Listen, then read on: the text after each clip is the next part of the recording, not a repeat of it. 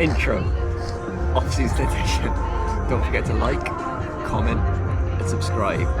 It really helps the channel out and I want to be a kept man. Hello and welcome back to my channel. This week's episode is all about strength training, and more specifically strength training for triathletes. So I'm going to take you to the gym today and I'm going to show you what tri-specific training I do in the gym, which is a mixture of strength and mobility. I'm also going to talk you through the sessions I do in the gym, which are not tri-specific really, although they will benefit it in some way. A lot of it is just for pure enjoyment and to learn some new skills. And then I'm also going to help you try to build your own gym session. So for those that are struggling or not sure what to do, I'm going to give you a little bit of a framework that can help you build a gym session that suits your needs. So to start my session, I warm up. I start with rowing or skiing for a minute or two, and I do 3 rounds of this. But in between the rounds, I will do some activation work. So I usually grab a PVC pipe, just start to work into all the joints that I'll be using, do a little bit of hip hinging. I will also add in a little bit of plyometrics, so usually some kind of jump, and then it's straight into the session. So today's session was my first squat session of the off season. I started with 40 kilos at 8 reps. I then paired this, a superset I did, with some ankle mobility drills. And then for my last couple of sets, I did 4 in total. I went up to 50 kilos as I was feeling groovy. Then I went on to some lat pull down. Haven't done this for years, to be honest. And I partnered this up with a drill to work my thoracic rotation. Since I've had a new collarbone, I had it plated, I've lost a little bit of rotation. So I've been working on improving that and balancing it out between my right and left side. I really like this drill. Gives me nice feedback and it allows me to just challenge that range of motion a little bit more. I then went on to Bulgarian split squats. These are the devil, but I absolutely love them. Really feel the benefit. I've noticed a big imbalance between my right and left side, my left leg being a lot stronger than my right. So I'm trying to work on evening that out through the off season. I doubled this up with some glute med work. So there's some clamshells. These freaking hurt. I was shaking like a shitting dog doing them. Definitely had DOMs for days as well. Also then just did a little bit of 90-90 hip mobility work just to keep everything nice and oiled. I then went into some calf work. So my calves grow pretty quickly, but as I do a lot of barefoot running, I find keeping my calves strong and healthy is really important. This is not a flattering angle, and yep, my ass is sweating because at this point I was boiling and Swansea Uni Gym doesn't seem to give you any aircon, so I was suffering away. I progressed these in the session straight into some single leg eccentric work as well. I do a lot of this in yoga, so I wouldn't usually start off with this if it wasn't something I was usually hitting, but yeah, it felt good. At the end of the session, I came into some Copenhagen planks. I didn't superset these because they are savage.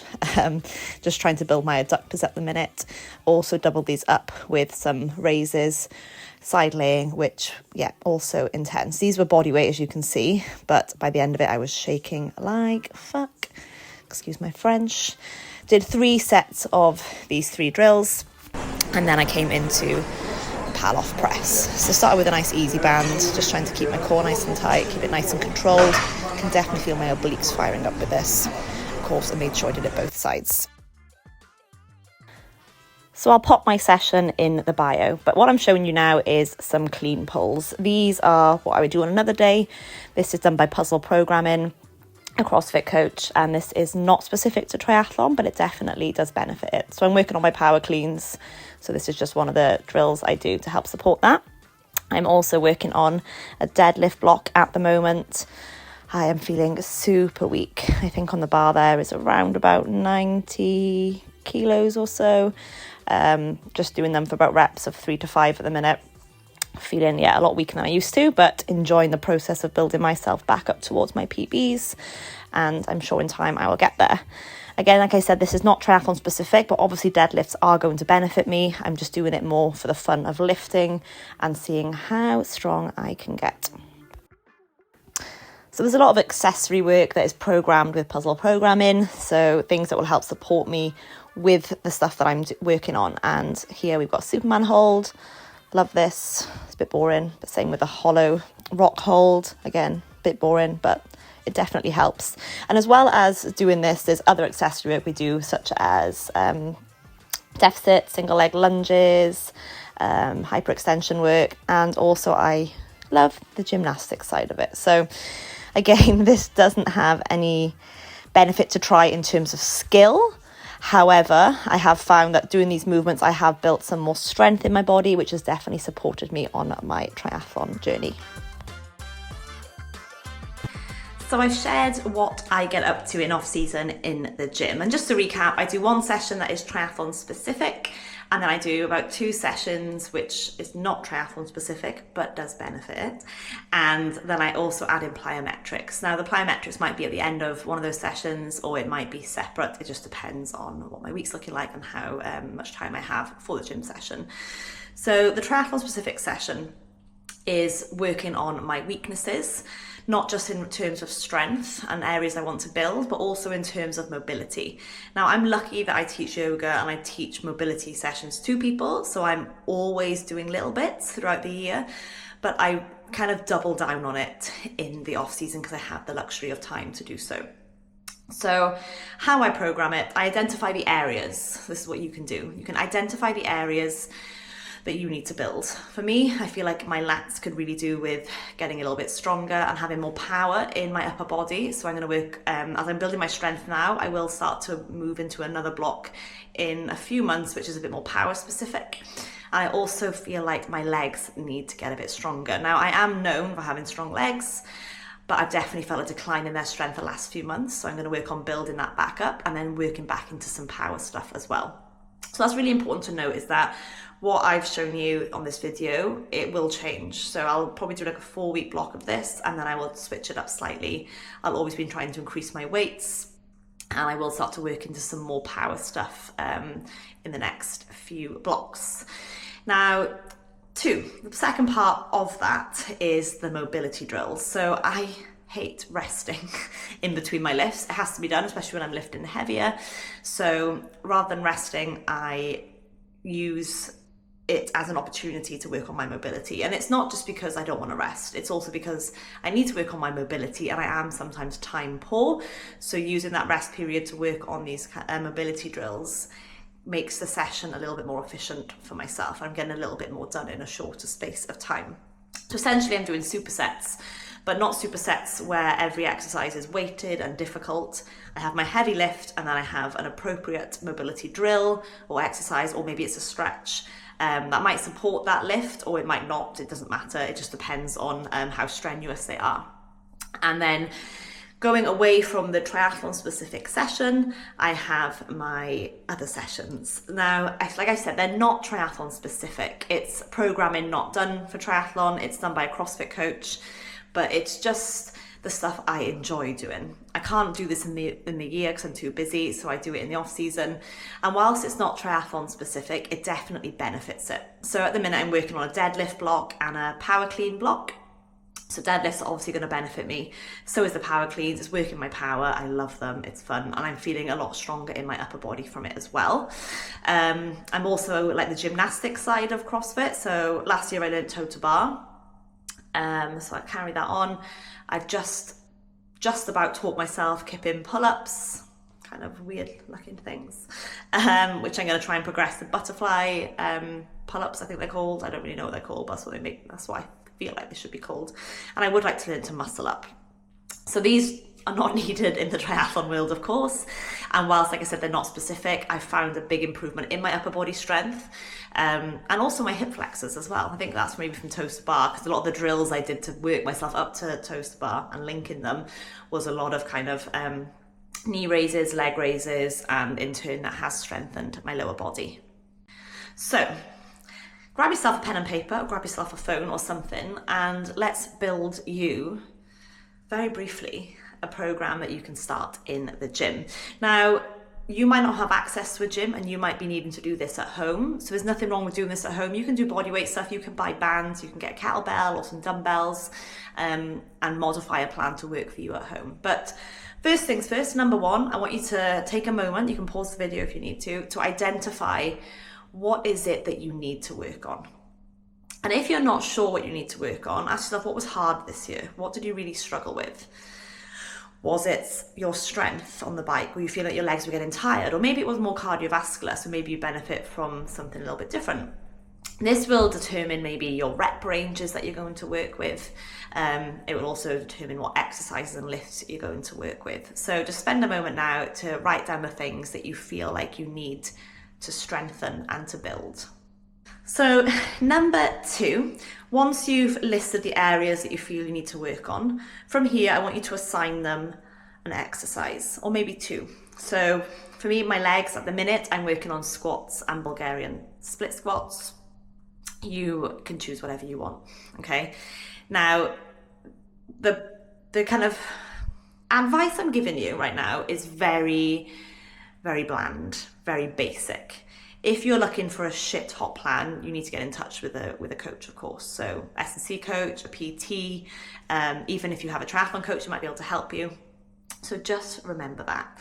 And what's really important is to take note of what you're doing. Make sure you're recording it somewhere so you can refer back. And you're like, do you know what? I've been doing these squats and these Bulgarian split squats because Maddie's doing them. And actually, I'm not feeling much benefit from them. If you're not lifting already, I'm sure you're going to feel benefit from them. I mean, you're going to be sore at first if you're not used to lifting. So do bear that in mind around your training.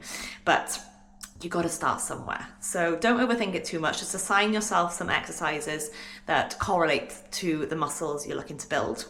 And then once you've got your exercises written down, you're going to strategically put them in a bit of a row, maybe a table. And, you know, if you're going for a full body session, because you're doing one session a week, then maybe stagger it so it's legs, upper body to give it a little bit of break in between the exercises. Obviously, you are going to have rest periods, but just break them up a little bit. If you've got the luxury of doing these sessions 3 times a week, maybe you have one upper body, one lower body, and then one full. So this completely depends on you, your time, and what you can commit to. Number 3. Is that 3? Yeah, number 3. If I can get that finger to stay down. Once you've identified the lifts you're going to go for, which correlates to the parts of the body you're looking to build, maybe start to think about any weaknesses or injuries you've had and how you can improve them with drills. Now this I can help you with, so drop me a message if you've had issues with your ankles, for example, or your knees or your hips. Give me a message and I'm more than happy to swing some drills over to you. Just a little FYI, I can't diagnose you, but I'm a yoga teacher, I teach mobility, I'm a PT, so I have basic knowledge or enough knowledge to help you with some ideas. But if you are struggling with pain currently, or you have a reoccurring injury that is not going away, you are most likely going to need some kind of physio, osteopath, sports physician of some sort to diagnose you and to work with you. So once you've identified the drills you're going to do, just pair it up with the exercises. This is kind of common sense now. You're not going to pair a really difficult mobility drill with a really difficult lift because you want to have some degree of rest. So for example, Copenhagen planks, bit of a mouthful, are in my plan, and I do them either at the end of the set when I finish my lifts, but if I am really stuck for time, I will double it up with an exercise that isn't too taxing on me, which for me is a lat pull down. It's hard. By the last rep, I'm, shaking a little bit, but it's not as exhausting to me as a squat is. So I will put the Copenhagen plank with the lat pull down. With my squat, I'll put something like the ankle mobility drills as I've shown you in this video. So just spend a moment to superset everything. If you've got the time to do it separately, great, enjoy your rest and do it later. But if you're a triathlete, you're already training 3 sports, you swim, bike, run, you're probably just going to want to squeeze this in. And it's better to do something than nothing.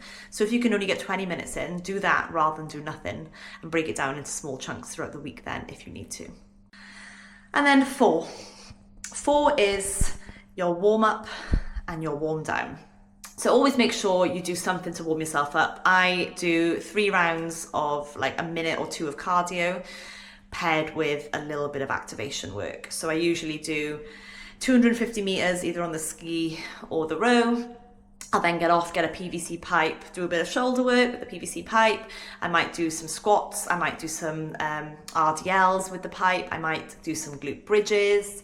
I might do some squat jumps, just something to get me fired up. And I'll do 3 rounds of that before I start the main session. After the session, I tend to go on the bike so I can have a nice sit down and I just spin the legs out for 5 minutes. If I've got the time to do a bit of foam rolling, I will, just because I quite enjoy it. But if I don't, it's usually just 5 minutes on the bike and then I'm done. So to recap, to build your own plan, 1, identify what is it that you need to improve, or what is it that you need to strengthen. 2, find exercises or lifts that correspond to those muscles that you were trying to work on. 3, then think about your weaknesses in terms of any injuries or niggles you've had in the past, and you're going to find some mobility drills for them. And then 4, you're going to make sure you include a warm-up and a cool-down. Now, in regards to rep ranges, I'm going to touch on this. This is going to be really dependent of what kind of triathlon you're doing. Are you doing sprint? Are you doing long distance triathlon? So if you're trying to build muscle mass, you're going to want to be going to hypertrophy. So you're going to be going to a higher rep range. If you're just looking to build strength and just get as strong as you can, you're going to stick to a lower rep range and heavier weights to correspond with that. What I will say is when you come into your last rep, it should be difficult regardless. You know, if you're doing 3 reps or whether you're doing 12 reps, that last rep should be a little bit difficult. Otherwise, you need to change the weight up or down. If you're not 100% on the rep ranges that you need, drop me a message below. Give me a little bit of info. What are you trying to achieve? What races are you doing next year? And I will give you a number to start working with. And that is it from me. That is it, I think. I feel like there's something I would like to tell you guys and I don't know what it is. Yes, one more thing, just to remind you of what I've already said is my plan will change. I won't be sticking to these exact sessions all the way through off season. I'm going to progress them. So you're going to need to do the same. You can progress them by increasing the weight, of course, but you also might want to change the lifts you're doing. So please do bear that in mind. I've just finished teaching yoga. I'm at the yoga studio. I'm now going to head home, have a bath, get into bed, watch a film, have a hot chocolate, and it's going to be stunning. Have an awesome week. I hope you have enjoyed this video. As always, if you have any questions, please drop them below or find me on Instagram. It's at Madison Shaddick.